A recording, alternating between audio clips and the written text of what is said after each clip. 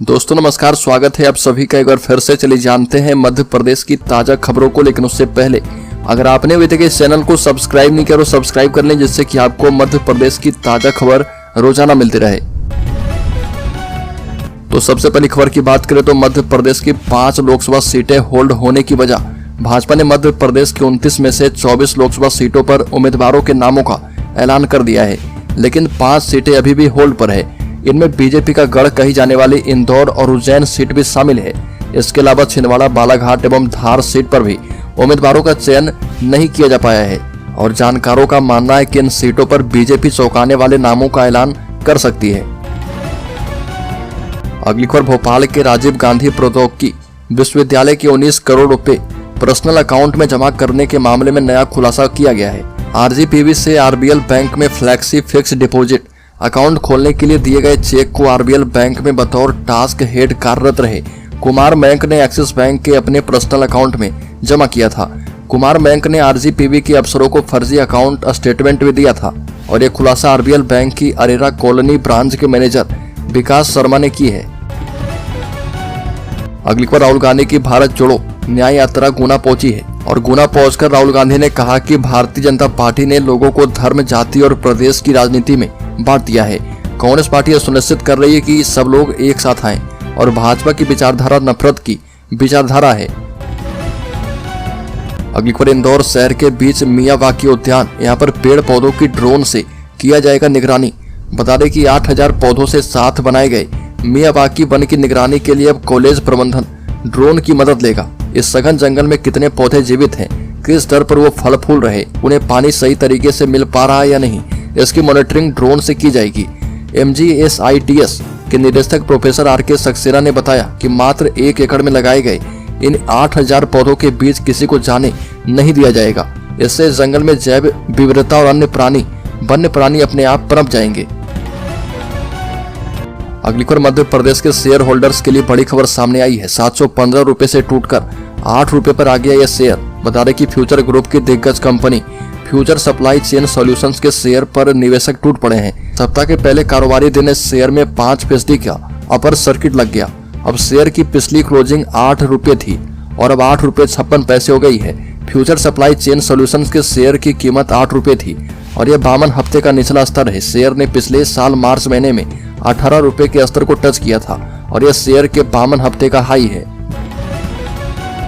बड़ी खबर, भाजपा के प्रदेश अध्यक्ष BD शर्मा ने राहुल गांधी पर साधा निशाना, कहा कि देश विरोधी चरित्र के लोगों को जनता ने नकारा है। राहुल गांधी की भारत जोड़ो न्याय यात्रा पर प्रदेश भाजपा के अध्यक्ष BD शर्मा ने हमला किया और राहुल गांधी की यात्रा पर कहा कि ऐसे दोहरे चरित्र और देश विरोधी चरित्र के लोगों को जनता ने नकार दिया है। और BD शर्मा ने कहा कि मध्य प्रदेश के अंदर राहुल गांधी यात्रा लेकर आए थे और 22 विधानसभा क्षेत्र में गए थे। इन क्षेत्रों में कांग्रेस नेस्तनाबूद हो गई है और ये भी कहा कि मैं राघोगढ़ गया था, वहां की जनता ने बताया कि हमारे साथ दिग्विजय सिंह ने छल कपट किया है। अगली खबर, दमोह लोकसभा सीट से भाजपा प्रत्याशी राहुल लोधी को लेकर हो गई गफलत। दमोह लोकसभा सीट के लिए राहुल सिंह को भाजपा ने अपना प्रत्याशी बनाया है, लेकिन घोषणा के बाद से उनके नाम को लेकर भ्रम की स्थिति बन गई थी। कहा जा रहा था कि पूर्व मुख्यमंत्री उमा भारती के भतीजे राहुल लोधी को टिकट दिया गया है, लेकिन इस भ्रम को खुद उमा भारती ने दूर कर दिया और उमा भारती ने ट्वीट करके कहा कि दमोह लोकसभा से राहुल लोधी जी को भाजपा का टिकट मिलने से मुझे बहुत खुशी हुई, लेकिन यह मेरे बड़े भाई के बेटे राहुल लोधी नहीं है। इनसे तो मेरे भाई के परिवार का कोई रिश्ता भी नहीं है, किंतु यह राहुल लोधी भी मुझे अपने बड़े भाई के बेटे राहुल की ही तरह प्रिय हैं। बड़ी खबर, राज्य में स्मोकिंग करने वालों को पहले लगेगी टीबी वैक्सीन। ट्यूबरकुलोसिस का वायरस हर व्यक्ति में मौजूद होता है और व्यक्ति की रोग प्रतिरोधक क्षमता के लिहाज से यह बढ़ता या घटता है। यही कारण है कि टीबी और अन्य बीमारी के संक्रमण में सुरक्षा देने वाले BCG वैक्सीन अब 18 साल से ज्यादा उम्र के लोगों को 7 मार्च से लगाई जाएगी और भोपाल में 9 से 10 लाख लोगों को यह टीका लगाया जाएगा। और सबसे पहले उन लोगों को टीका लगाया जाएगा जो तंबाकू का सेवन या फिर स्मोकिंग करते हैं। माना जाता है कि तंबाकू सेवन करने वाले या फिर स्मोकिंग करने वाले की रोग प्रतिरोधक क्षमता कम होती है। तो दोस्तों, खबरों में और भी आगे बढ़े उससे पहले मैं आपको जानकारी दे दूं कि इस चैनल पर हर दिन एक गिव अवे क्वेश्चन पूछा जा रहा है और ये अगले 30 दिनों तक चलने वाला है। तो आप चैनल को सब्सक्राइब करके बेल आइकॉन वीडियो की नोटिफिकेशन सबसे पहले पाने के लिए दबा लें और जो सब्सक्राइबर 30 दिनों में सबसे पहले और ज्यादा उत्तर देंगे उन्हें इस चैनल की तरफ से 1001 रुपए गिव अवे के तौर पर दिया जाएगा। तो इस क्यूज सीरीज का 20वां सवाल है कि जनसंख्या के मामले में भारत का सबसे बड़ा राज्य, और इसमें पहला ऑप्शन है पश्चिम बंगाल, दूसरा ऑप्शन है दिल्ली, तीसरा ऑप्शन है उत्तर प्रदेश, चौथा ऑप्शन है बिहार। तो जल्दी से इसका सही जवाब कमेंट बॉक्स में आप दीजिए और शामिल हो जाइए 3 लकी सब्सक्राइबर में, जिन्हें 1001 रुपए गिव अवे के तौर पर दिया जाएगा। तो चलिए फिर से बढ़ते हैं खबरों की ओर। अगली खबर इंदौर से सीहोर भोपाल के लिए रूट प्लान जारी। पंडित प्रदीप मिश्रा का रुद्राक्ष महोत्सव 7 से 13 मार्च तक। बता दें कि सीहोर के कुबेरेश्वर धाम में रुद्राक्ष महोत्सव और शिव महापुराण कथा का आयोजन होने वाला है और इंदौर भोपाल रोड पर इससे ट्रैफिक का दबाव बढ़ जाएगा। पिछली बार पूरा रूट जाम हो गया था और इस बार ऐसी स्थिति नहीं बने, इसलिए इंदौर से भोपाल सीहोर जाने वाले रूट पर डायवर्सन प्लान बनाया गया है। अगली खबर अस्थायी और अनियमित कर्मियों ने भोपाल में दिया धरना। बता दें कि मध्य प्रदेश कर्मचारी संघ के बैनर तले प्रदेश के हजारों अनियमित कर्मचारियों ने अपनी 11 सूत्री मांग को लेकर तुलसी उद्यान सेकेंड स्टाफ भोपाल में धरना दिया और मुख्यमंत्री के नाम एसडीएम टीटी नगर को ज्ञापन सौंपा है और बताया कि प्रदेश के अस्थायी कर्मी, दैनिक वेतन भोगी कर्मचारियों, अंशकालीन कर्मचारियों, पंचायत चौकीदारों, सफाई कर्मचारी, माली, वन सुरक्षा, श्रमिकों, अनियमित कर्मचारी अपनी मांगों को लेकर भोपाल आए हैं और कर्मचारियों ने कहा कि 10 साल की सेवा पूर्ण करने के बाद विभागों में सभी को नियमित करें।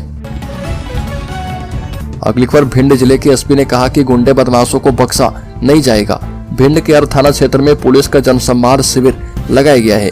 इस जनसंवाद के माध्यम से क्षेत्रीय लोगों की मनसा पुलिस के प्रति टटोली गई। इस दौरान अवैध शराब की बिक्री का मामला उठा और पुलिस मुख्यालय पर आयोजित जनसंवाद कार्यक्रम में भिंड एसपी आशित यादव ने कहा कि समाज कंटकों को किसी भी कीमत पर बख्शा नहीं जाएगा और ये भी कहा कि बेहतर पुलिस का संकल्प लेकर हम लोग आगे बढ़े हैं।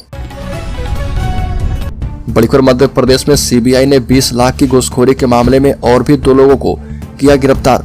भारतीय राष्ट्रीय राजमार्ग प्राधिकरण की विभिन्न सड़क परियोजनाओं में पूर्णता प्रमाण पत्र जारी करवाने सहित अन्य प्रक्रिया के बदले 20 लाख रुपए की घूस देने के मामले में केंद्रीय अन्वेषण ब्यूरो सीबीआई ने मध्य प्रदेश से 2 और गिरफ्तारियां की है।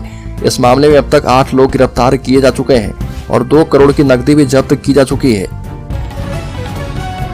अगली खबर राज्य के छतरपुर जिले में बहुजन समाज पार्टी के एक नेता की गोली मारकर हत्या कर दी गई।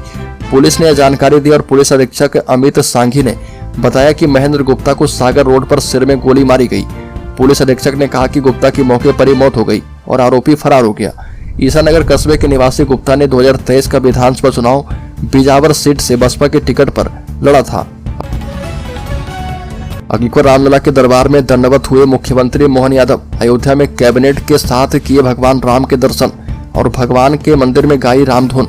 मध्य प्रदेश के मुख्यमंत्री मोहन यादव और उनके मंत्रिमंडल के सदस्यों ने परिवार के संग अयोध्या में भगवान रामलला के दर्शन किए और मुख्यमंत्री और उनकी पत्नी ने भगवान राम के सामने दंडवत प्रणाम किया।